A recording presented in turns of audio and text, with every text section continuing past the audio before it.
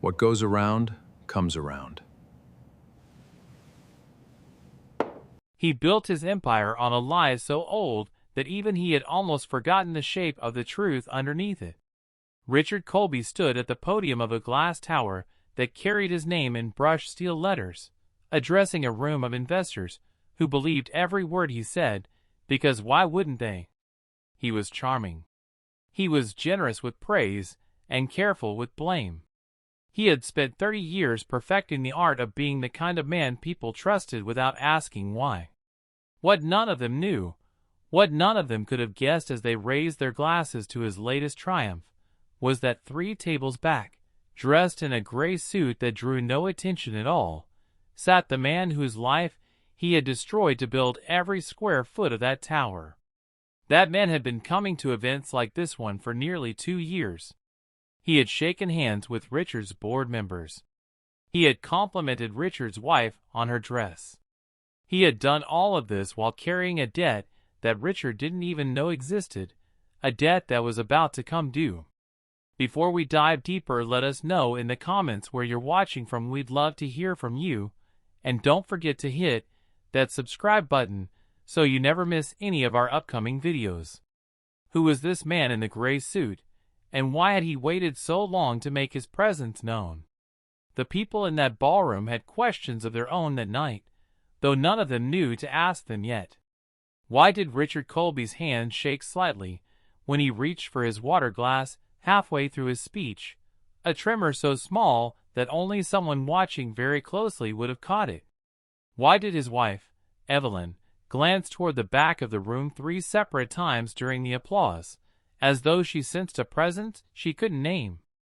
And what exactly had happened 30 years earlier, in a much smaller office in a much smaller city, that had set 2 young men on such different paths, one toward glass towers and champagne, the other toward something far quieter and far more patient?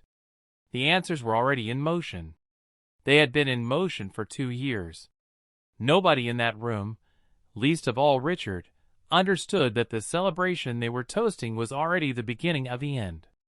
There is a particular kind of story that unfolds not through violence or a single dramatic act, but through the quiet accumulation of decisions made over years, each one small enough to seem defensible in isolation, all of them together adding up to something that would have seemed impossible if anyone had described the whole picture at once.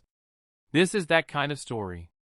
It asks you to consider what happens when the law offers no real path to justice, when the people who wrong us are protected by wealth, by connections, by the simple passage of time that erodes evidence and exhausts the will of anyone still trying to fight. It asks whether patience itself can become a weapon, sharpened over decades until it cuts more precisely than anger ever could. And it asks, perhaps most uncomfortably of all, what a person becomes in the process of finally getting even, and whether that transformation is worth the cost, even when the reckoning finally arrives exactly as planned. To understand what was coming, you have to go back to a version of Richard Colby that no longer existed anywhere except in the memory of one man. 30 years earlier, Richard and Thomas Wren had been inseparable. They met in a shared apartment above a hardware store. 2 young men with nothing but ambition and a shared belief that the world owed them something better than what they'd been given. Thomas had the ideas. He was the one who stayed up until 4 in the morning sketching out business plans on the backs of receipts, who could see an opportunity in a failing hardware distribution route that everyone else had written off as worthless. Richard had the charm. He was the one who could walk into a bank manager's office and walk out with a loan that should never have been approved, the one who could make strangers feel like old friends within minutes of meeting them. Together they were unstoppable in a way that neither of them could have been alone, and for the first few years, that partnership felt less like a business and more like a brotherhood. They started small, distributing hardware supplies to independent stores across 3 counties, working out of a rented warehouse, with a leaking roof and second-hand trucks that broke down more often than they ran. Thomas handled the numbers, the routes, the inventory, the 1,000 invisible details that made the business function. Richard handled the people, the vendors, the handshake deals that turned a struggling distribution company into something with real momentum. They ate dinner together most nights, usually at Thomas's kitchen table, because Thomas was already married by then to a woman named Carol, and Carol treated Richard like a brother-in-law long before either of the men would have used that word for their friendship. There were photographs from those years that Thomas kept for a long time, faded now, showing two young men standing in front of their first real warehouse, arms slung over each other's shoulders, grinning like they had already won. What made the friendship dangerous, in hindsight, was how completely Thomas trusted Richard with the parts of the business that mattered most. Thomas drew up the partnership agreements himself, in the confident, almost naive belief that a handshake and a signature between friends meant something permanent. He gave Richard equal ownership even though Thomas had put in more of the early capital, because that was the kind of man Thomas was, the kind who believed fairness was more important than protecting himself. He never once considered that the man eating dinner at his table, playing with his young daughter on the living room floor, might someday look at everything they had built and decide he wanted it entirely for himself. There is a particular kind of blindness that comes from loving someone as a brother. It does not let you see the moment they start becoming something else. There were small things, in those early years, that Thomas would only understand as warnings decades later, looking back with the clarity that only distance can provide. Richard had a habit of taking credit in rooms where Thomas wasn't present, a habit Thomas only discovered secondhand when vendors and bankers occasionally referred to the company as though Richard had built it alone. At the time, Thomas dismissed it as simple carelessness, the kind of small vanity that didn't matter between men who trusted each other completely. Richard also had a way of testing boundaries in small, almost invisible increments, asking to handle a slightly larger share of a deal here, requesting sole signing authority on a contract there, each request reasonable enough on its own that refusing would have felt petty. Thomas granted these requests without much thought, because refusing them would have meant questioning a friendship that had never once given him a real reason for doubt. It is only now, 30 years later, that the pattern is visible for what it always was, a slow, deliberate accumulation of control disguised as convenience. Carol saw it before Thomas did, or at least she said she felt something she couldn't quite name whenever Richard was in the room too long. She never accused him of anything directly, because there was nothing concrete to accuse him of, only a persistent unease that surfaced in small comments she made to Thomas late at night after Richard had gone home. She noticed that Richard rarely spoke about his own family, rarely mentioned a past beyond the version of himself he presented to the world, as though he had built his identity fresh with no history attached to weigh it down. She noticed, too, that Richard's kindness toward their daughter, genuine as it seemed, always came paired with a kind of performance, a need to be seen being generous rather than simply being generous. Thomas loved his wife's instincts and trusted them in nearly every other area of his life, but when it came to Richard, he waved her concerns away gently, telling her she was imagining shadows where there was only a slightly complicated man who had become, in every way that mattered, family. The company grew faster than either of them had expected, and with growth came the kind of decisions that put real strain on a partnership built on trust instead of paperwork. A regional distributor offered to buy them out for a sum that would have set both men up comfortably for life, and Thomas wanted to take it, cautious by nature, wary of overextending. Richard wanted to keep growing, certain that patients would multiply their fortune many times over if they held their nerve. They argued about it for weeks, and in the end Thomas deferred to Richard's confidence the way he almost always did, because Richard's instincts had been right so many times before. What Thomas didn't know was that Richard had already begun quietly meeting with a lawyer of his own, not to discuss the buyout offer, but to explore what it would take to restructure the company's ownership in a way that Thomas would never see coming until it was far too late to stop. The betrayal itself did not happen in a single dramatic moment, the way it might in a story built for easy villains and easy justice. It happened slowly, through a series of small, deniable decisions that each seemed reasonable on their own. Richard began redirecting new contracts through a secondary company he had quietly formed, one that existed only on paper, one that Thomas had no idea existed at all. He began adjusting the internal accounting in ways that looked, on the surface, like ordinary business practice, but that were in fact slowly transferring the company's most valuable assets and client relationships into that shadow entity. By the time Thomas noticed that something was wrong, by the time he sat down with the books late one night and felt his stomach drop as the numbers refused to make sense, the damage had already been done for the better part of a year. The mechanics of the betrayal, once Thomas finally understood them in full, revealed a level of preparation that suggested Richard had been laying groundwork for far longer than the year of discrepancies Thomas eventually uncovered. Richard had used a lawyer from outside their usual circle, a man with no connection to anyone who might have mentioned the arrangement back to Thomas, and had structured the new shell entity so carefully that even a forensic accountant would need weeks to trace its true ownership. He had timed the redirection of contracts to coincide with the company's busiest season, when Thomas was buried in operational details and least likely to notice irregularities in the paperwork crossing his desk. Every choice Richard made in those months was designed with a single goal in mind, not simply to take the company, but to take it in a way that would leave Thomas with no clean path to prove what had happened, no smoking gun, nothing but a slow accumulation of suspicious circumstance that any competent lawyer could argue away as ordinary business restructuring. What made it worse, in the retelling Thomas would give many years later, was how normal those months had felt while they were happening.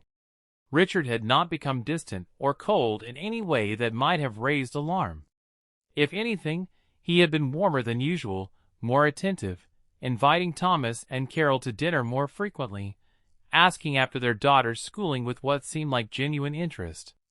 Thomas would spend years turning that warmth over in his memory, unable to decide whether it had been a calculated diversion or simply the strange, compartmentalized comfort of a man capable of caring about someone in one part of his life while quietly destroying them in another.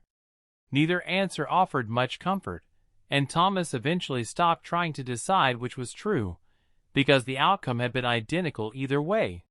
Thomas confronted Richard on a Tuesday evening in October, in the same warehouse office where they had celebrated their first major contract years earlier. He laid the discrepancies out on the desk between them, page after page of numbers that told a story Richard could not talk his way out of. And Richard, to his credit or his shame depending on how you look at it, did not even bother denying it. He simply explained, with the same calm charm he used on investors and bank managers, that the business had outgrown what Thomas was capable of managing, that the restructuring was necessary for the company's future, and that Thomas should be grateful for the modest severance Richard was prepared to offer him. There was no anger in Richard's voice that night, no guilt, nothing that suggested he understood what he was doing to a man who had trusted him completely for a decade.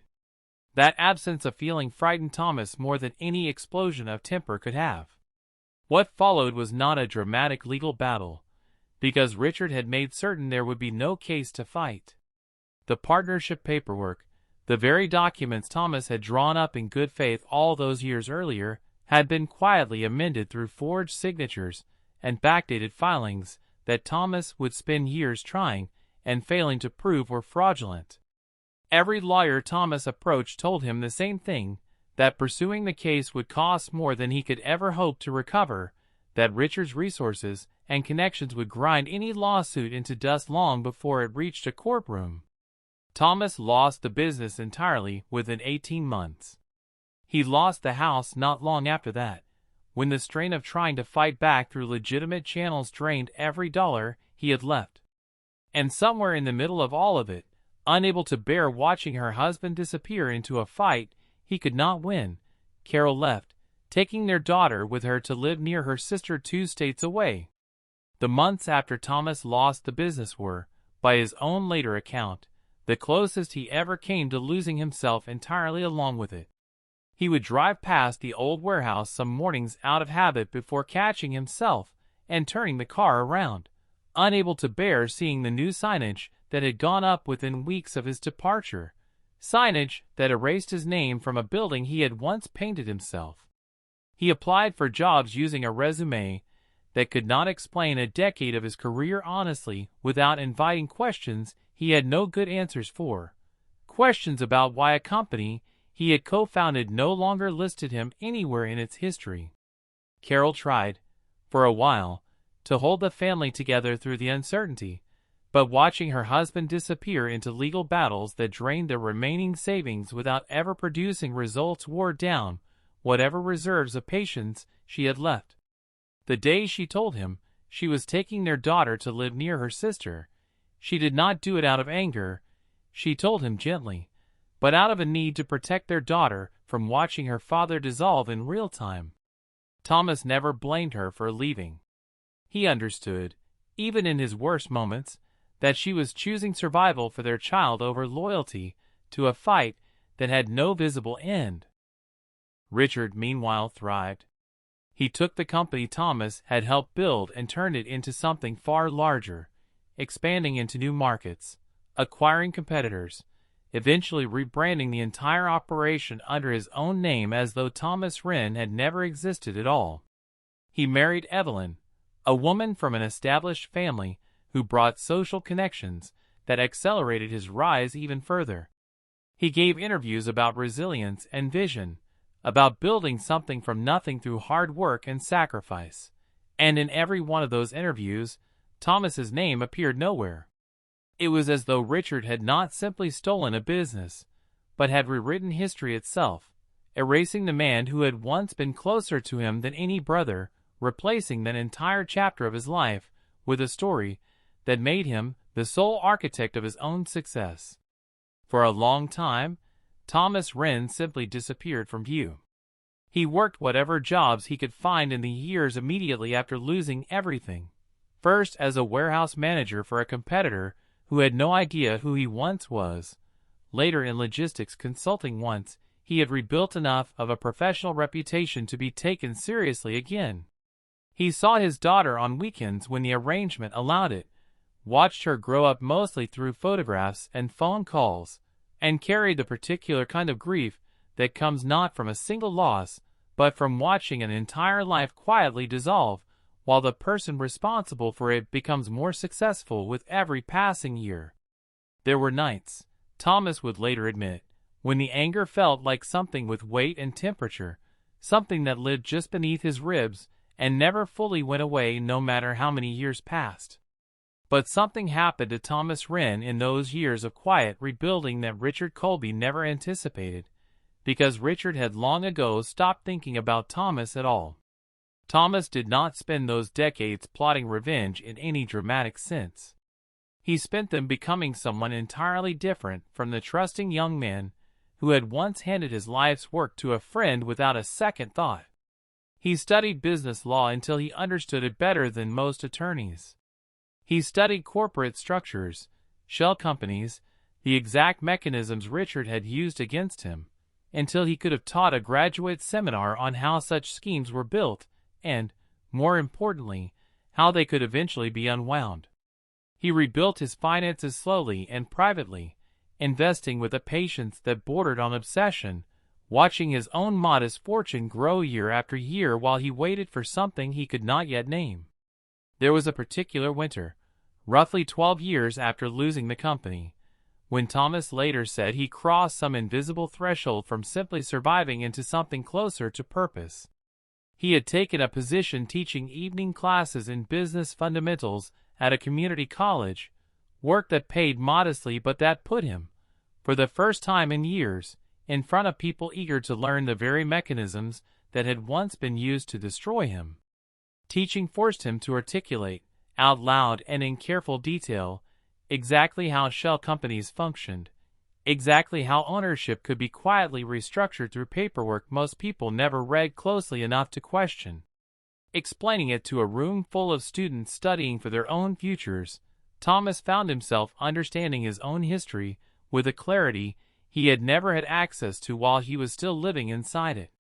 He began keeping notes after those classes, not lesson plans exactly, but something closer to a private study of exactly how a man like Richard Colby operated, and exactly what it would take, someday, for someone to operate the same way against him.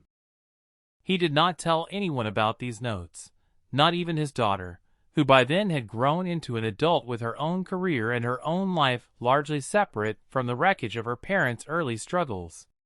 Thomas was careful never to let his fixation curdle into something that would poison his relationship with her, careful to keep the two parts of his life, fatherhood and this slow, private study of retribution, entirely separate. He attended her graduation. He walked her down the aisle at her wedding years later, dancing with her at the reception with a warmth that had nothing performed about it. Nobody watching him that night would have guessed that the same man laughing at his daughter's wedding toast had spent that entire year quietly restructuring his investment portfolio in a way designed to give him the liquidity he would need for a plan he still hadn't fully admitted, even to himself, that he intended to execute. It was Thomas's daughter, now grown, who finally gave him the piece of information that changed everything.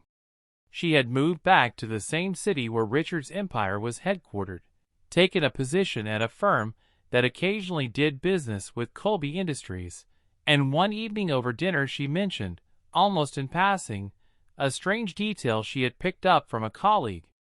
Richard Colby's company was quietly restructuring its ownership again, consolidating control in preparation for a public offering that would make him wealthier than he had ever been.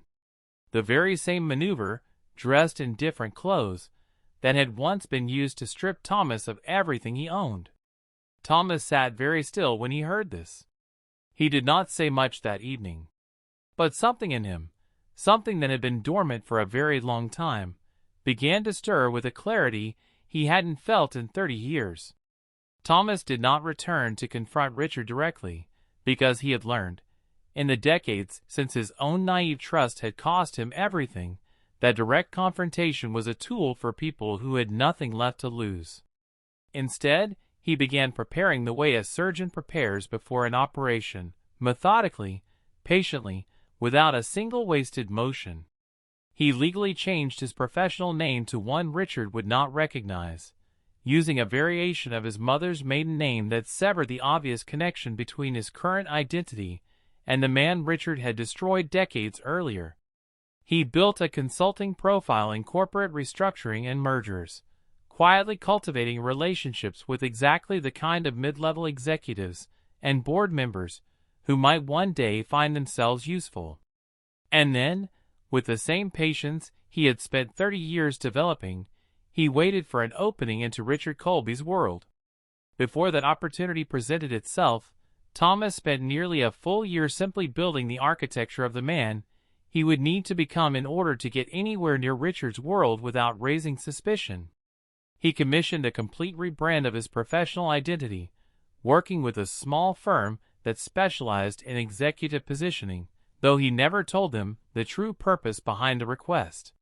He gave interviews to minor trade publications under his new name, building a paper trail of expertise that would hold up under scrutiny if anyone at Colby Industries ever bothered to search for Edward Marsh online. He studied Richard's public appearances obsessively, every interview, every panel discussion, every charity gala photograph that had made its way onto the internet over 3 decades, cataloging not just what Richard said, but how he said it, which topics made him visibly uncomfortable, which stories he told so often they had clearly become polished performance rather than memory. By the time Thomas submitted his consulting proposal, he understood Richard Colby's public persona better than most people who had known the man personally for years. The proposal itself took Thomas nearly 3 months to prepare, far longer than any ordinary consulting bid would have required, because every sentence had to accomplish 2 things at once: appear as an unremarkable piece of professional documentation to anyone reviewing it, while also positioning Edward Marsh as uniquely qualified for exactly the kind of restructuring work Colby Industries would need in the lead-up to its public offering. Thomas hired an editor with no knowledge of the proposal's true purpose to review the language for tone, wanting to ensure that nothing in his own natural voice, the voice Richard might still recognize even after 30 years, survived into the final document. He rehearsed potential interview questions with a communications coach, practicing not just his answers, but his posture, his pacing, the particular rhythm of speech he had spent months cultivating to sound nothing like the young man Richard had once known. The interview itself, when it finally came, took place not with Richard directly but with a mid-level procurement executive tasked with vetting outside consultants before their proposals ever reached senior leadership. Thomas sat across from a woman named Patricia Olson for just under an hour, answering detailed questions about his firm's methodology, his prior engagements, his approach to sensitive corporate restructuring work. He felt, throughout that hour, a strange dissociation, as though he were watching himself perform a role from a slight distance, aware of every muscle in his face, every inflection in his voice, calibrated to project competence without inviting too much scrutiny into a professional history that existed mostly as carefully constructed scaffolding. Patricia recommended his firm to the selection committee that same afternoon, unaware that she had just cleared the path for a man who had spent 3 decades waiting for exactly this opportunity to walk through Colby Industries' front doors. Thomas's first day inside the company felt, he would later admit, almost anticlimactic after so many months of preparation. He was given a temporary badge, a small windowless office on the 3rd floor shared with 2 other outside consultants, and a stack of financial documents to review as part of his initial engagement. Nobody greeted him with any particular curiosity. Nobody looked at him twice in the hallway.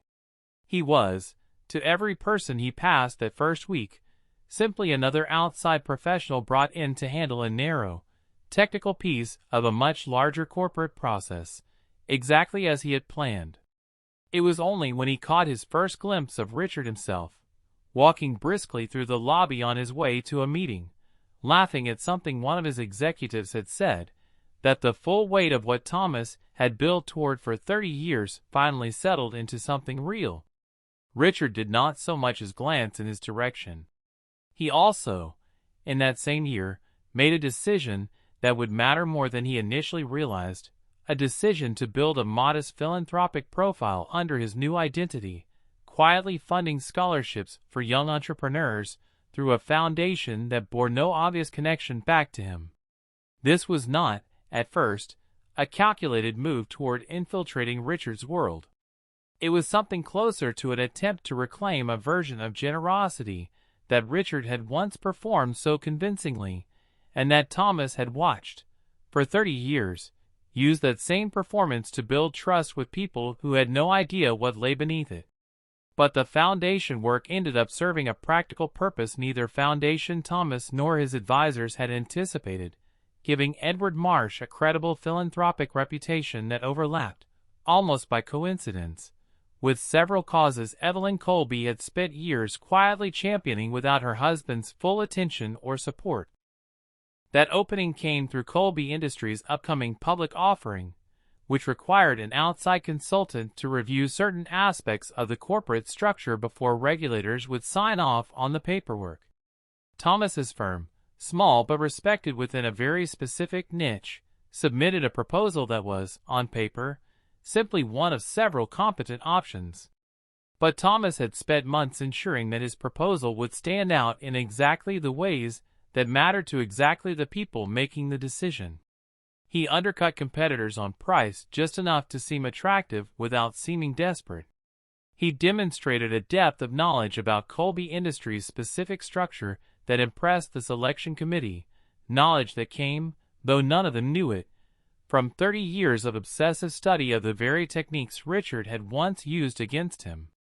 Within 2 months, Thomas Wren, now known to everyone at Colby Industries as a consultant named Edward Marsh, had a badge that let him walk the halls of the company Richard had built on the wreckage of his life.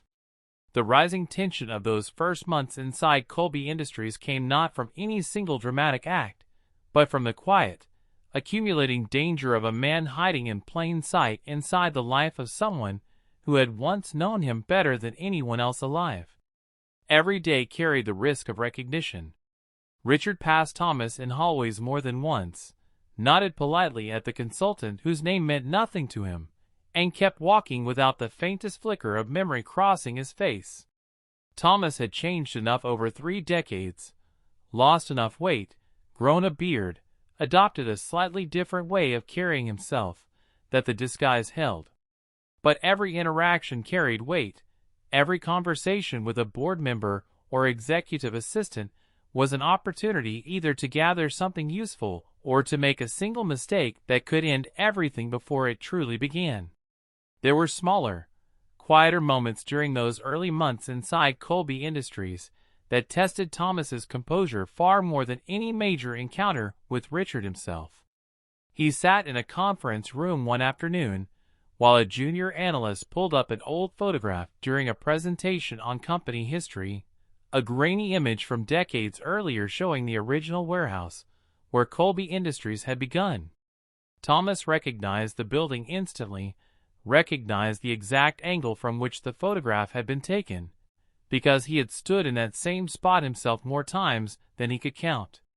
Nobody in the room, including the analyst presenting it, had any idea that the company's origin story, as told in the official corporate history, had quietly erased an entire co-founder from every subsequent retelling. Thomas said nothing. He kept his expression neutral, took notes on an unrelated point, and waited until he was alone in his car afterward to sit for several minutes without moving at all, letting the old grief surface and pass before he trusted himself to drive. Another close call came during a casual conversation with one of Richard's longtime executive assistants, a woman who had been with the company for over 20 years and who mentioned, in passing, a story about the company's founding that Richard apparently still told at certain internal events, a story about overcoming impossible odds entirely alone.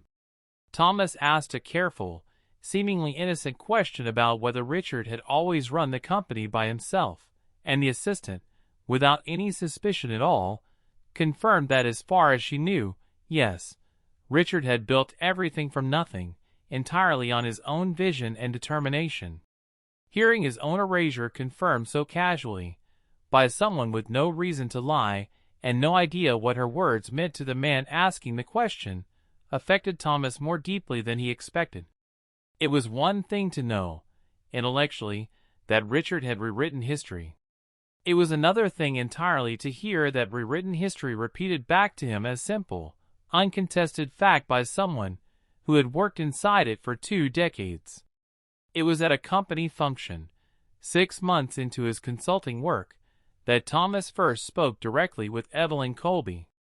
She had no idea, of course, who he really was, no reason to suspect that the polite, well-spoken consultant asking her thoughtful questions about the company's philanthropic initiatives had once eaten dinner at her husband's side as his closest friend and business partner.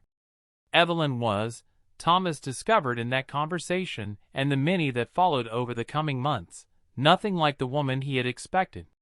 She was thoughtful, genuinely troubled by certain aspects of how Colby Industries operated, quietly uneasy about decisions her husband made that she didn't fully understand but sensed weren't entirely honest.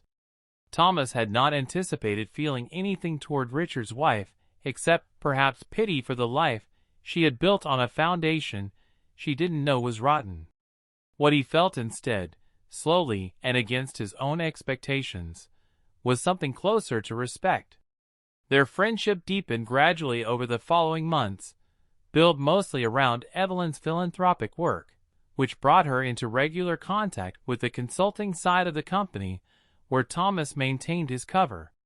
She began seeking his advice on structuring a scholarship foundation she wanted to expand, one aimed at first-generation college students, and Thomas found himself genuinely invested in helping her build something meaningful, separate entirely from his reasons for being inside Colby Industries at all. There was an odd, unresolved tension in these conversations that Thomas carried privately, a growing awareness that he respected this woman more than he had expected to, paired with the constant knowledge that everything she knew about him was built on a name that didn't exist and a history he had carefully constructed to hide the truth. He told himself, in those months, that the friendship was simply useful, a natural byproduct of his position inside the company. He was not yet honest enough with himself to admit it had become something more complicated than that. Evelyn, for her part, began confiding in Edward Marsh in ways she rarely confided in anyone within Richard's orbit, telling him about her early marriage to Richard, about the version of him she had fallen in love with before ambition seemed to harden something in him that she couldn't quite name or date to any specific moment. She spoke about feeling increasingly like a supporting character in her own husband's story, present at every event, credited with none of the substance, valued mainly for the social connections her family name had once provided him. Thomas listened to all of this with an attention that felt, even to him, disproportionate to a simple business friendship, and more than once he caught himself wondering what kind of life Evelyn might have built for herself if she had married a man capable of the honesty she clearly craved and rarely received.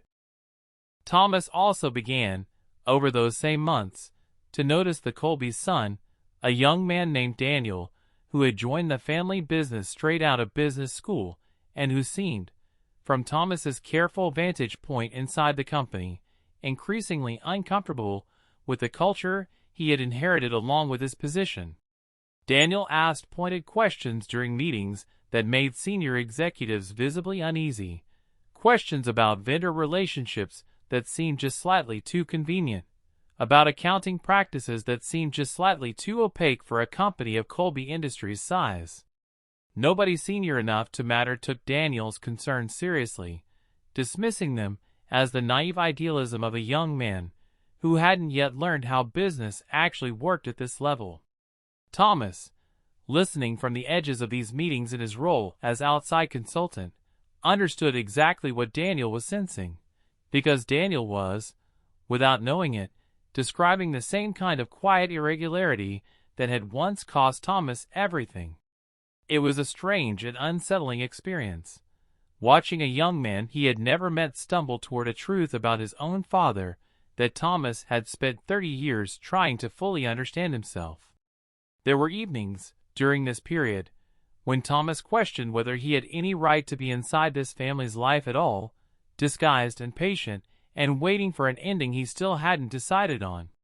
He would sit in his apartment after long days at Colby Industries, replaying conversations with Evelyn and increasingly with Daniel, and ask himself honestly whether his presence there was just as slowly working itself out or something closer to a prolonged act of cruelty toward people who had never wronged him directly. He had no clean answer.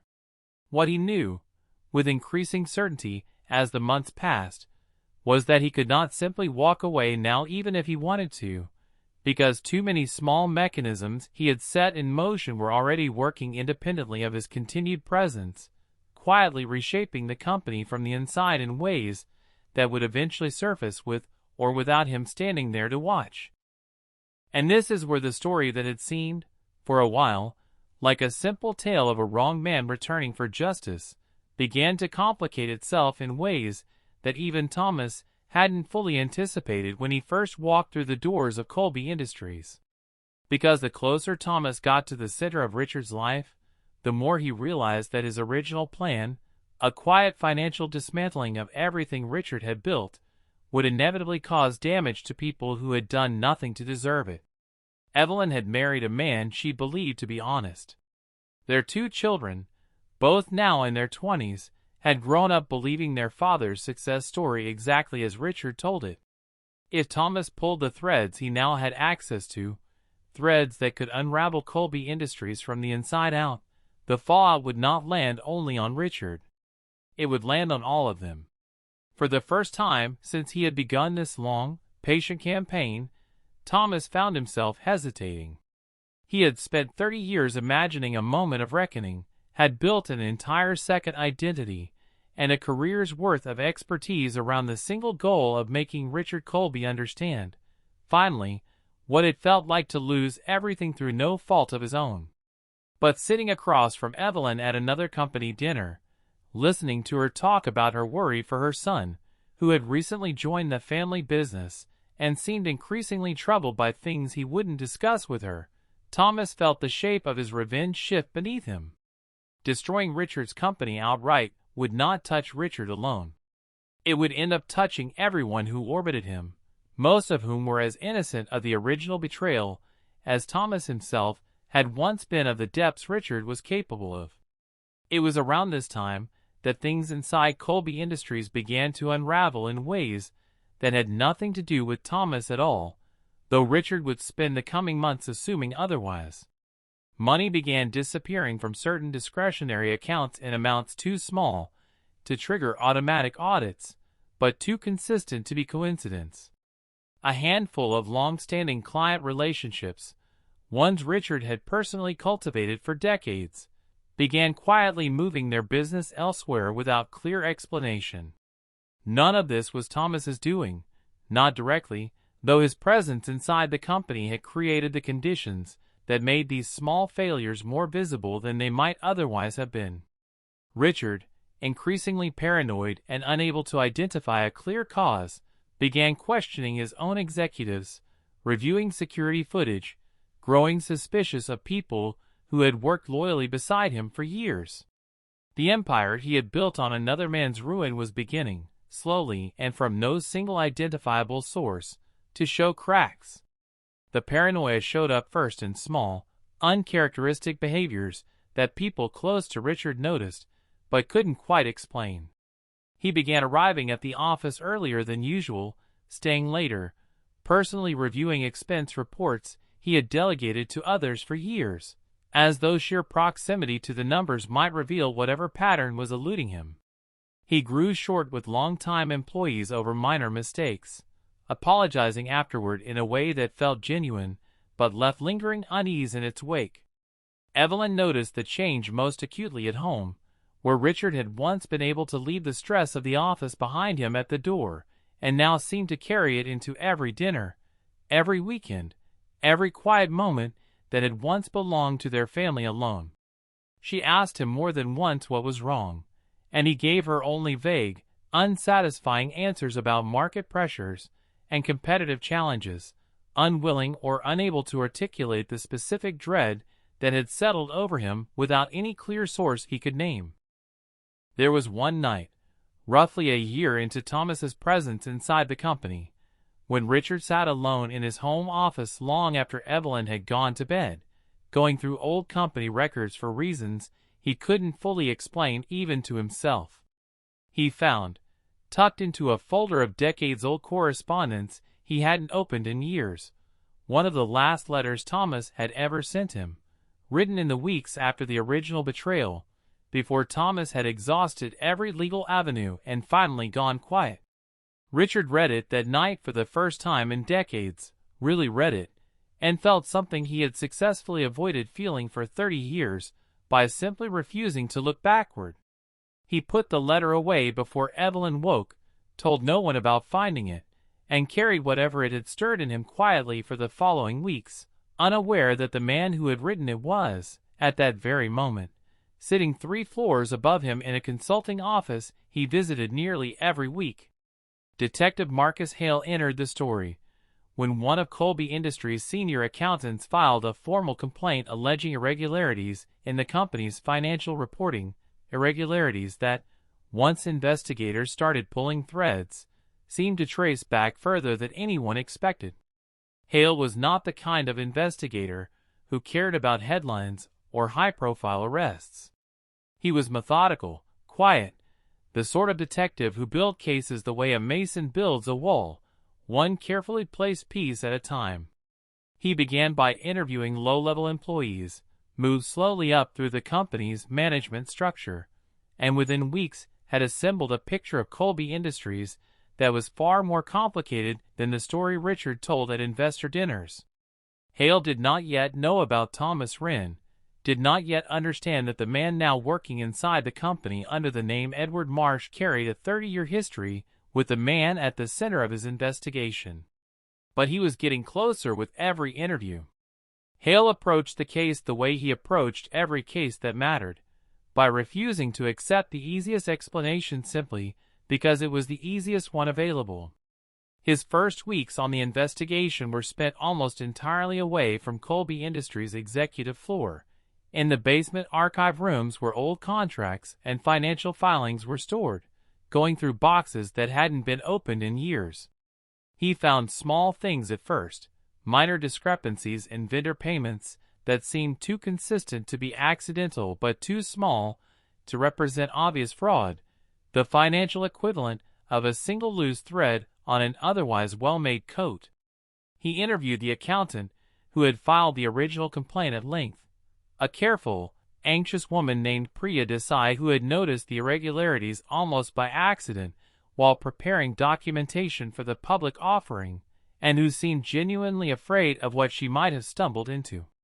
Hale believed her fear was real, which told him, before he had any other evidence at all, that whatever was happening inside Colby Industries was not simply the product of one nervous employee's imagination. Priya Desai, for her part, had not intended to become the person who unraveled Colby Industries when she first flagged the irregularities to her supervisor months earlier. She had simply been doing her job, preparing documentation for the public offering with the kind of thoroughness that had always defined her work, when the numbers in one particular vendor account refused to reconcile no matter how many times she recalculated them. Her supervisor had told her, initially, to adjust the figures and move on, that minor discrepancies were common in accounts this large and rarely worth the time it would take to trace them fully. Priya had done as instructed for several weeks, uneasy but unwilling to make trouble in a company where she had worked hard to build a stable career after immigrating with her family a decade earlier. It was only after she noticed the same pattern recurring in a second, unrelated account that she finally decided the risk of staying silent outweighed the risk of speaking up, and she filed her complaint through the company's formal ethics channel rather than raising it informally again with a supervisor who had already dismissed her once. The weeks following her complaint were difficult for Priya in ways she hadn't fully anticipated when she made the decision to come forward. Colleagues who had once been friendly grew distant, uncertain how to treat someone who had, however unintentionally, become the catalyst for an investigation that threatened the stability of the entire company. She was moved to a smaller office, officially for reasons unrelated to her complaint, though she understood the message clearly enough. Detective Hale made a point of checking in with her periodically throughout the investigation, not just to gather information, but because he recognized, from experience, how isolating it could be to be the person who first said out loud what everyone around them was too afraid or too comfortable to acknowledge. Priya would later say that Hale's steady, respectful attention during those difficult months was the only thing that kept her from regretting her decision to come forward at all. The red herrings multiplied quickly once Hale's investigation became known within the company, the way suspicion always does inside an organization where everyone senses something is wrong but nobody knows exactly what. A junior executive, who had recently been passed over for promotion, became an early suspect, his resentment toward Richard well known among his colleagues, though the evidence against him proved circumstantial at best. A former employee, who had left the company under acrimonious circumstances 2 years earlier, was investigated and cleared within days, her alibi solid, her bitterness real, but ultimately irrelevant to the financial discrepancies at hand. For a brief and dangerous stretch, suspicion even turned toward Evelyn herself, whispered speculation among board members about whether she might be quietly moving assets in anticipation of a divorce she hadn't yet filed, speculation that wounded her deeply when she eventually learned of it, and that she did not deserve in the slightest.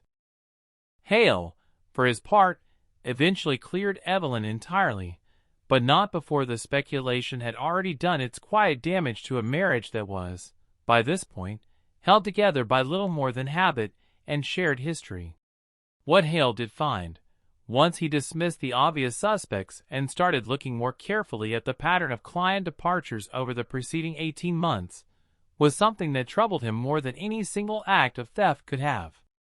The departures were too clean, too well-timed, too consistently favorable to a small handful of competitor firms that seemed, on paper, to have no obvious connection to anyone at Colby Industries.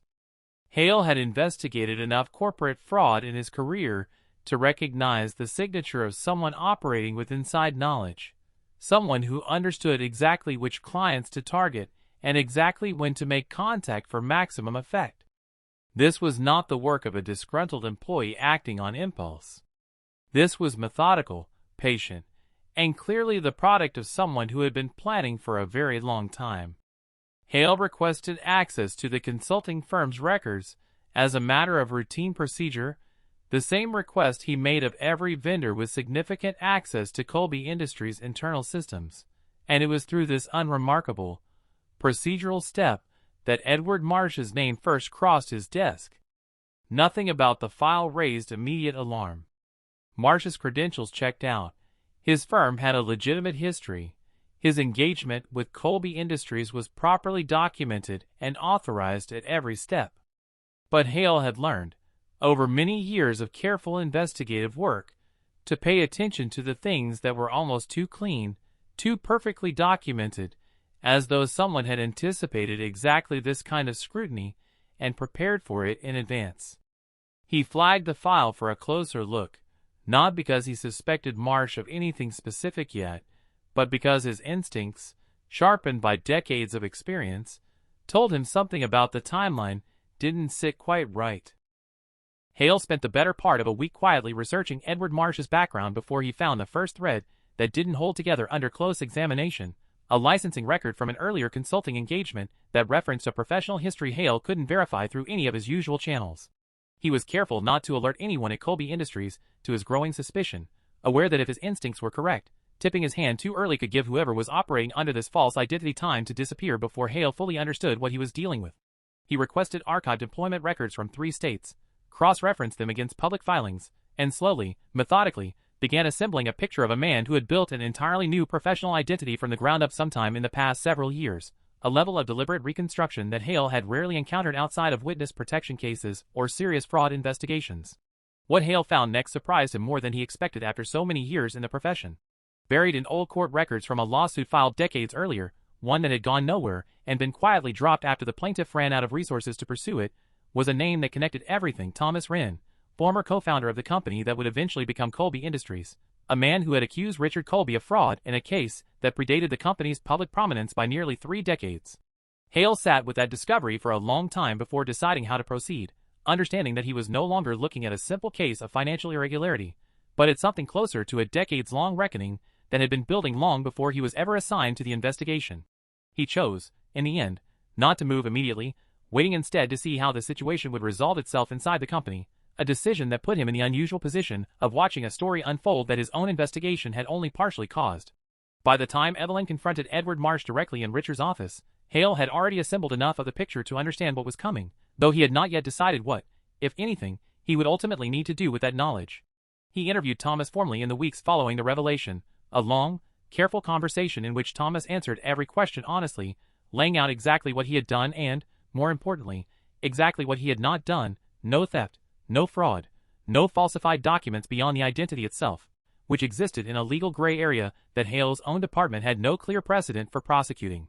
Hale closed the case eventually without recommending charges, concluding, in his final report, that whatever moral reckoning had occurred inside Colby Industries fell outside the boundaries of what the law was equipped to judge, a conclusion that satisfied no one completely but that reflected, as honestly as Hale knew how, the genuine complexity of what he had spent months investigating. Thomas watched all of this unfold from a position that felt increasingly precarious, aware that Hale's investigation, however slowly it moved, was a variable he had not planned for and could not fully control. He had built his entire campaign around patience and precision, around making moves that Richard would never trace back to him, and now an outside investigator with no personal stake in the outcome was combing through the same financial records Thomas had spent months quietly examining for his own purposes. There was a real possibility, Thomas understood, that Hale's investigation might uncover his presence inside the company before Thomas had decided what he actually wanted the ending of this story to be. The 2 years of careful work could collapse in an instant, not because Thomas had made a mistake, but because someone else entirely was pulling on threads that led, eventually, to exactly the truth Thomas had spent so long protecting. In the weeks leading up to that discovery, Thomas found himself increasingly caught between two versions of the plan he had once believed was singular and unchangeable.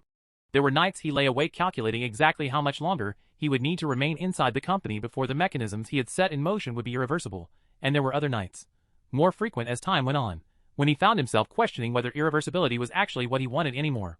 He drafted, more than once, a letter to Evelyn explaining everything in his own words, on his own terms, before anyone else could force the revelation into the open. He never sent any of these letters. Each time, he told himself the timing wasn't right, that revealing himself prematurely would undo 2 years of careful work, but underneath that practical reasoning was something closer to fear, a reluctance to be the one who finally destroyed the fragile, unexpected trust he had built with a woman he had once intended only to observe from a careful distance. Thomas discussed none of this internal conflict with anyone, not even his daughter, who sensed during their increasingly frequent phone calls that something in her father's voice had changed without being able to name exactly what. She asked him once, gently, whether whatever project had been consuming his attention for the past 2 years was close to finishing, and Thomas told her, honestly enough, that he wasn't entirely sure anymore what finishing would even look like. It was the closest he came, during that entire period, to admitting out loud that the plan he had spent 30 years building toward had grown more complicated than any version of it he had rehearsed alone in his apartment during the long years of preparation. It was Evelyn, in the end, who first suspected that Edward Marsh was not who he claimed to be, though it took her weeks to understand why the feeling wouldn't leave her. There was something in the particular way he laughed at certain jokes, an old, familiar cadence that reminded her, in flashes she couldn't quite place, of stories Richard had told years earlier about a business partner from his early career, a man whose name Richard almost never mentioned and whose photographs had long ago disappeared from every album in their house. She said nothing to Richard at first, uncertain of her own instincts, unwilling to raise an accusation she couldn't fully explain. But she began watching Edward Marsh more closely during their conversations, noticing the careful way he avoided certain topics, the flicker of something behind his eyes, whenever the company's early history came up. The confrontation, when it finally came, did not happen the way either Thomas or Richard might have imagined it during all those months of careful maneuvering.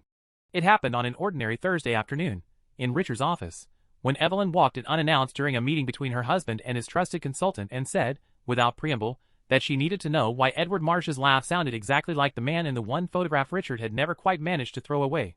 Richard's face went through several expressions in rapid succession: confusion, dismissal, and then, as he actually looked at the consultant sitting across from him, something closer to horror as 30 years of careful forgetting collapsed all at once. Thomas did not deny it. There was no point anymore. He simply removed his glasses, set them on the desk, and let Richard finally see the face of the man he had destroyed.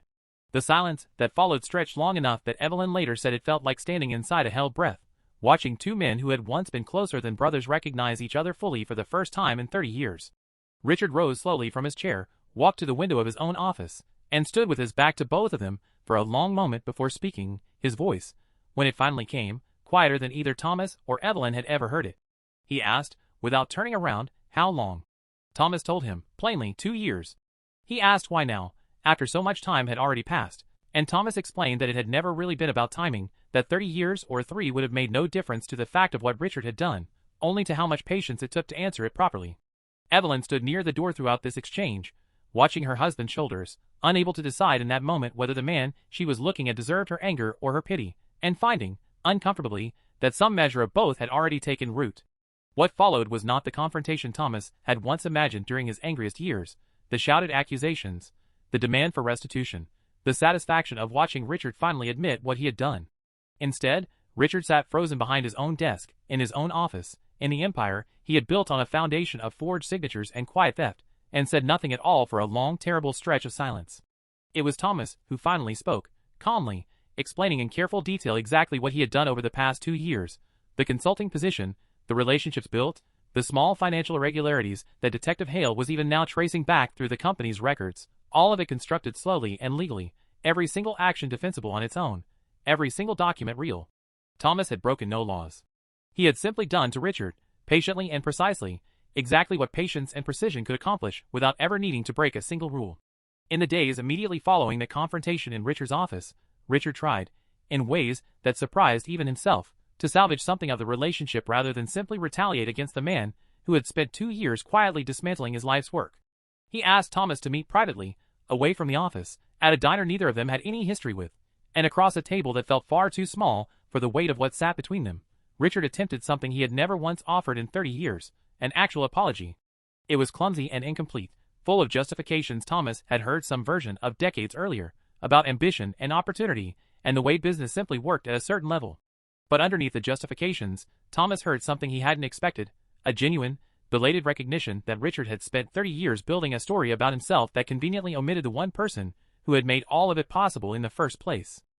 Thomas did not accept the apology, not because he was cruel, but because he understood, with the same clarity that had guided every decision over the preceding 2 years, that accepting it would mean pretending the past 30 years could be resolved in a single conversation over cold coffee.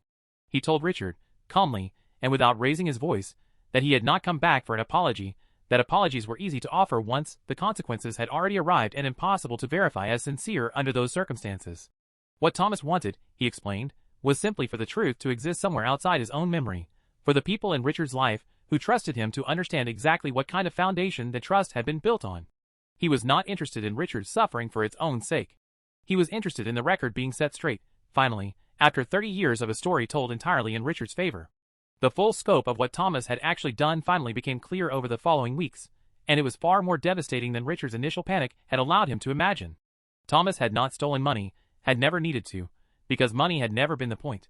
What he had done instead was quietly, legally, redirect key client relationships toward competitors over many months, cultivate doubt among board members who now questioned Richard's judgment in ways they never had before, and most painfully, build a genuine, honest friendship with Evelyn based on exactly the kind of trust and honesty Richard had never offered her. A friendship that had nothing manipulative in it at all, and that Evelyn, once she learned everything, found she could not simply discard even knowing where it had begun.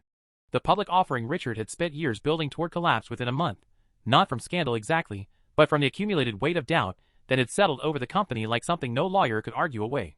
The board's decision to withdraw the offering did not come easily, and the meetings leading up to it, according to those who were present, grew increasingly tense as members who had supported Richard for years found themselves confronting evidence they could no longer explain away. One senior board member, a man who had known Richard for nearly 2 decades and had once counted him among his closest professional relationships, reportedly asked, near the end of the final meeting, whether anyone in the room could say with confidence that they actually knew who Richard Colby really was. Nobody answered him directly, and the silence that followed, according to accounts that later circulated among former employees, said more than any response could have. The vote to withdraw the offering passed without significant dissent, not because the board had definitive proof of wrongdoing beyond the original 30-year-old fraud, but because the accumulated uncertainty had made it impossible to ask outside investors to trust a company whose own leadership no longer seemed to trust itself. Word of the collapse spread quickly through the industry, and the story that emerged in business publications over the following weeks focused mostly on the technical details of the failed offering, the withdrawn filings, the sudden departure of key executives, without ever fully capturing the human history underneath it. Only a handful of people, Thomas, Evelyn, Daniel, Detective Hale, and a small circle of board members who had been present for the most difficult conversations, understood the full shape of what had actually happened. A 30-year-old debt finally called due through means so patient and so legally unassailable that no headline could adequately summarize it. Richard gave no interviews during this period, breaking a pattern of 30 years spent carefully managing his public image, and his silence was, in its own way, the clearest signal to those who knew him that something fundamental in him had finally been undone. Detective Hale's investigation concluded not with an arrest, because there was, in the end, no crime that Thomas had committed, only a series of legal, defensible business decisions that happened to unravel decades of accumulated deception. What Hale's investigation did surface, however, were the original forged documents from 30 years earlier, buried in old filing systems that Thomas's consulting work had given him legitimate reason to access, and, once accessed, legitimate reason to flag as irregularities worth investigating. The statute of limitations had long since passed on any criminal charge related to the original fraud, but the revelation was enough to end whatever remained of Richard's credibility within the business world he had spent 30 years building. Investors withdrew. Board members resigned. The company that bore Richard Colby's name began, slowly and irreversibly, to come apart at exactly the seams Thomas had spent 2 patient years learning to find. The emotional climax of this story did not happen in a courtroom, because there was no trial, no verdict, nothing so clean as a judge's gavel to mark the end of 30 years of silence. It happened instead in a quiet conversation between Thomas and Evelyn, weeks after the truth had come out, when she asked him directly whether anything about their friendship had been real or whether she had simply been another tool in his long campaign against her husband. Thomas told her the truth, that he had not planned to feel anything toward her at all when this began, that his only goal had once been Richard's ruin without much thought for who else might be standing near him when it happened, and that somewhere along the way, watching her genuine unease with the life she'd built, he had come to respect her in a way he hadn't expected and couldn't fully explain even to himself. Evelyn sat with that answer for a long time before responding, turning it over the way she had learned, over 30 years with Richard, to turn over every explanation for the gaps between what she was told and what she sensed to be true. She asked Thomas whether he had ever, at any point during their friendship, considered telling her the truth himself, before Hale's investigation or her own suspicion forced the revelation into the open. Thomas admitted that he had considered it more than once, especially in the later months, when the friendship had come to mean more to him than he had anticipated it ever would, but that he had never found a way to imagine the conversation ending in anything other than the immediate destruction of whatever trust they had built. He told her that withholding the truth had felt, by that point, less like continued deception and more like cowardice, an admission that seemed to matter to Evelyn more than any of his earlier explanations. She did not forgive him immediately, and Thomas did not ask her to. What she offered instead, in the weeks that followed, was something closer to patience, a willingness to see whether the version of him she had come to trust as Edward Marsh could hold up under the weight of his real name and real history. There were setbacks in those early weeks, moments, when Evelyn found herself furious in ways she hadn't anticipated, angry not just at Richard for the original betrayal but at Thomas for the 2 years spent inside her life under false pretenses, however carefully justified those pretenses had once seemed to him. Thomas absorbed that anger without defending himself too quickly, understanding that whatever they eventually built together, if anything, would need to survive her fully processing what his presence had actually cost her in terms of trust, even as it had also, in its strange way, given her clarity about a marriage that had quietly been failing her for years before he ever arrived. The days between Richard's discovery of Thomas's true identity and the board's final decision to withdraw the public offering, Richard made one last attempt to save what he had built, calling an emergency meeting of his most senior executives and delivering, by several accounts, the most impassioned speech anyone had heard him give in years. He acknowledged, carefully, that questions had arisen about the company's early history, framing the situation in the vaguest terms he could manage while still sounding forthcoming, and asked the room to remember everything Colby Industries had accomplished under his leadership, the jobs created, the markets expanded, the decades of steady growth that had made every person in that room successful in their own right. For a moment, watching the practiced conviction in his voice, several executives later admitted they had nearly been swayed, reminded of exactly why they had trusted this man's judgment for so many years in the first place. It was, in its own way, the same gift that had once won Thomas's trust decades earlier, the ability to make people believe in him more than the evidence in front of them warranted. But the speech ultimately failed to change the outcome, because too many of the people in that room had already spoken privately with Detective Hale, had already seen the pattern of client departures and financial irregularities laid out with a clarity that no amount of charisma could fully erase. One executive, a woman who had worked alongside Richard for nearly 15 years, later described the meeting as the moment she finally understood the difference between a leader she trusted and a performer she had simply never questioned closely enough. She resigned within the month, along with 3 others who had sat in that same room, each of them carrying forward, into whatever came next in their careers, a more careful eye toward the difference between confidence and honesty in the people they chose to follow. Daniel's reaction to the truth about his father proved, in many ways, more complicated than anyone had anticipated, including Thomas, who had spent months quietly observing the young man's growing discomfort with the company culture without ever imagining he would end up at the center of the fallout. When the full history finally reached him, filtered through his mother's careful, pained explanation, Daniel did not respond with the anger many might have expected from a son learning his father had built an empire on theft. Instead, he sought Thomas out directly, tracking down his real contact information through channels Thomas hadn't anticipated a 26-year-old could access, and asked, with a directness that reminded Thomas uncomfortably of his own younger self, to hear the entire story from the person who had lived it. Thomas agreed, and over several long conversations that stretched across weeks, told Daniel everything, the partnership, the betrayal, the 30 years of quiet rebuilding, all of it laid out without embellishment or attempt to soften his own choices in the retelling. What emerged from those conversations surprised both men. Daniel, rather than simply condemning his father, began asking Thomas increasingly detailed questions about the mechanics of corporate structuring, the same questions that had once made him uncomfortable in company meetings without his fully understanding why. He eventually left Colby Industries entirely, taking a position at a much smaller firm that specialized in corporate governance and ethics consulting, work that Thomas suspected, though neither of them ever said it directly, was Daniel's own quiet attempt to build something meaningful out of the wreckage of what he had learned about his father. Thomas found himself, in an outcome he never could have predicted when this entire campaign began, occasionally offering Daniel professional advice, an echo of the mentorship Richard had once offered Thomas decades earlier, except built this time on something closer to honesty. Richard, for his part, did not disappear into disgrace with any dramatic collapse, though the following months cost him nearly everything he had spent 30 years accumulating. He resigned from the company that bore his name, watched it get absorbed by a larger competitor within the year, and retreated to a much smaller life than the one he had built for himself through another man's ruin. Richard's new life bore almost no resemblance to the one he had spent 30 years constructing. He sold the house in stages as legal fees and settlements consumed more of his remaining wealth than he had anticipated, moving eventually into a modest apartment in a part of the city he had not set foot in since his earliest years with Thomas, decades earlier, before either of them had anything worth losing. He took long walks in the evenings, something he had never had time for during the decades of building and defending his empire, and found himself, more than once, walking past buildings that had once housed their earliest ventures together, buildings that now held entirely different businesses with no memory of the two young men who had once stood outside them full of plans. He did not seek out Thomas again after their diner conversation. He understood, finally, that whatever debt existed between them could not be settled through further conversation, only through the long, quiet work of living differently than he had before, though even Richard was honest enough with himself to wonder whether 30 years had been too late to truly change anything essential about who he was. There was no final confrontation, no scene where Richard begged for forgiveness or Thomas offered it. The two men simply stopped occupying the same world, the way two planets that had once shared an orbit finally drift apart entirely. Richard's children, once they understood the full history, struggled for a long time to reconcile the father they thought they knew with the man whose choices had finally caught up with him 30 years later, and that reconciliation, if it ever fully happened far outside the reach of this story. The final and perhaps most unexpected turn in this story belonged not to Richard, but to Thomas himself, who found that the ending he had spent 30 years imagining did not deliver the resolution he once believed it would.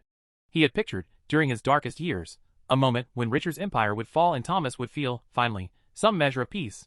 What he found instead, standing in the wreckage of a company he had spent 2 years dismantling with nothing but patience and legal precision, was something closer to exhaustion than triumph. He had gotten everything he set out to get, Richard's ruin achieved without a single law broken, without a single accusation Richard could counter, and yet the daughter he had lost years of connection with, the wife who had left him during his worst years, the decade of his own life spent consumed by a single purpose, none of that came back simply because Richard's world had finally collapsed. Thomas spent the weeks after Colby Industries collapsed in a strange, unfamiliar state that he struggled to name even to himself. He had built his entire adult identity, for 30 years, around a single unfinished task, and now that the task was finished, he found himself waking some mornings without any clear sense of what he was supposed to do with the hours ahead of him. The consulting firm he had built under his false name had no further purpose now that its one true objective had been achieved, and Thomas found himself, for the first time in decades, without a mission organizing his days. He drove out to visit his daughter more often in those months, not out of any strategic purpose this time, but simply because he found he wanted to be near her, wanted to know the details of her life that he had let slip past him during the years he was consumed by planning. She noticed the change in him, a kind of quiet lightness paired with an exhaustion she couldn't quite place, and though he never told her everything, she seemed to understand, in the way daughters sometimes do, that her father had finally set down something heavy he had been carrying for as long as she could remember.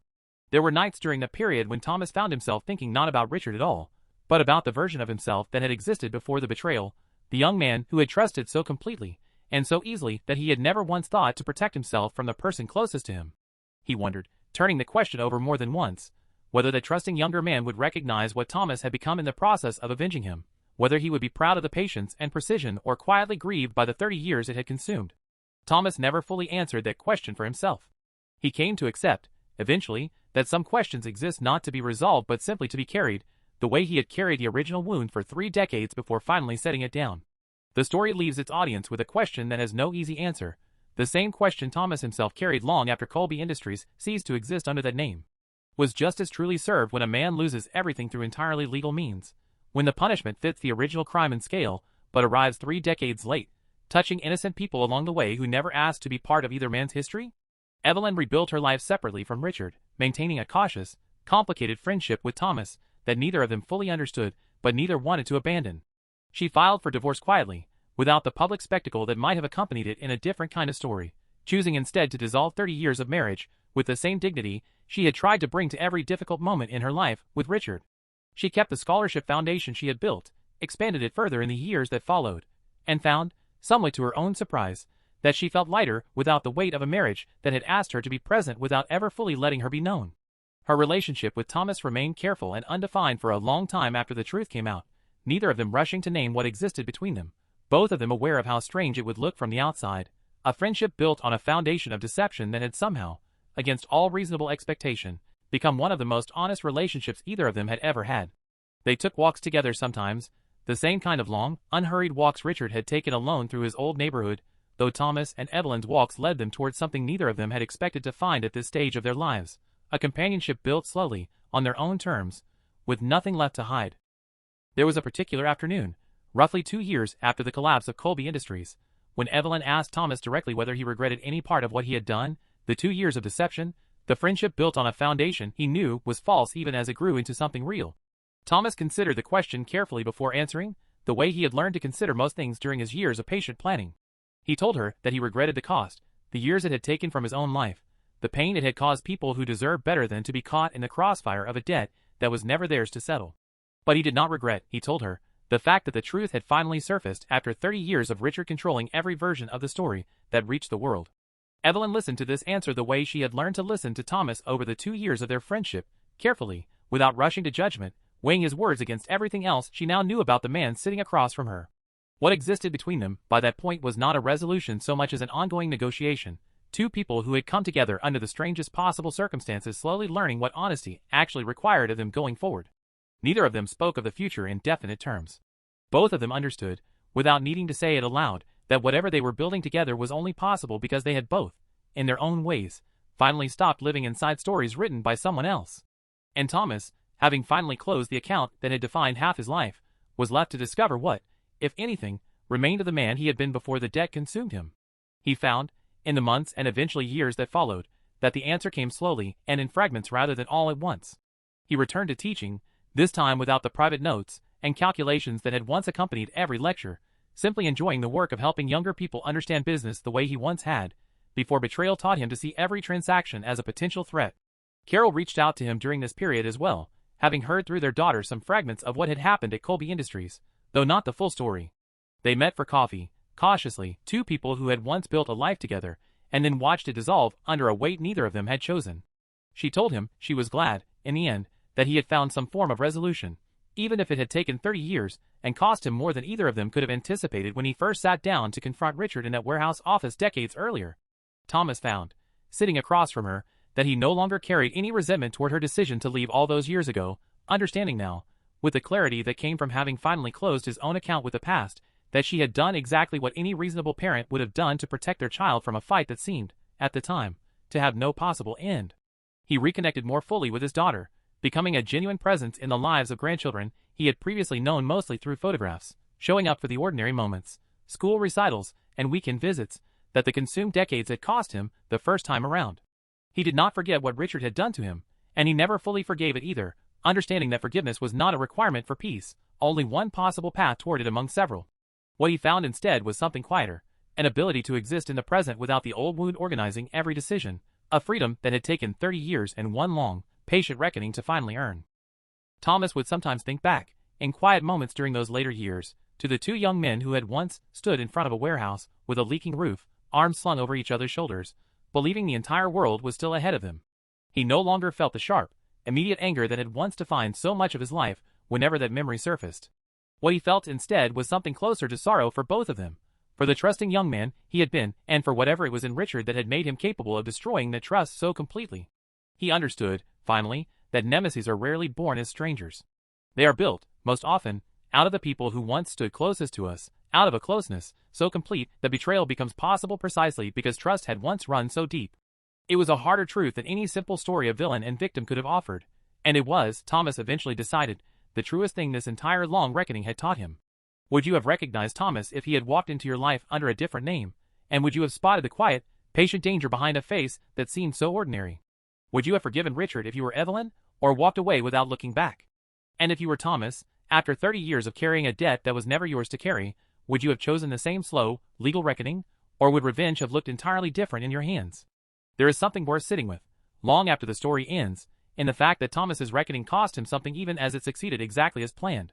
Every year he spent studying Richard's methods, every year he spent building a false identity precise enough to walk unnoticed through his old friend's life, was a year he did not spend simply living his own. The daughter who forgave him for the lost years never fully got those years back, and neither did he. There is a temptation, in stories like this one, to treat the final collapse of the villain as a clean and satisfying ending, as though justice delayed is still justice delivered in full once it finally arrives. But sitting with Thomas's exhaustion in the aftermath, his quiet uncertainty about what remained of the man he used to be, complicates that easy satisfaction in ways that are worth carrying with you long after the story ends. Perhaps the truest lesson in Thomas and Richard's story is not about the triumph of patience over betrayal, but about the price patience demands even when it succeeds, A price paid not by the man who caused the harm, but by the man determined to answer it. Consider, too, the people who existed at the edges of this story, the ones who never asked to be part of either man's history but ended up shaping it all the same. Priya Desai, who risked her own stability to say out loud what she had noticed in numbers no one else wanted to look at closely enough. Daniel, who found in the wreckage of his father's collapse a reason to build something more honest than what he had inherited. Carol, who chose her daughter's stability over a fight that seemed to have no end, and who found, decades later, that her choice had been the right one all along. Even Detective Hale, who closed a case without an arrest, and still walked away having uncovered something closer to the truth than most investigations ever managed to reach. Every one of them carried a small piece of this story forward into their own lives, long after Colby Industries had ceased to exist under that name, proof that a single betrayal, however carefully contained it once seemed, rarely stays contained to the two people who lived through it first. Let us know in the comments what you would have done in Thomas's position, and what you think really counts as justice when the law and the wound don't match up cleanly. If this story stayed with you, wait until you hear what happened in the story we're bringing you next, because some deaths take even longer than 30 years to come due. Thank you.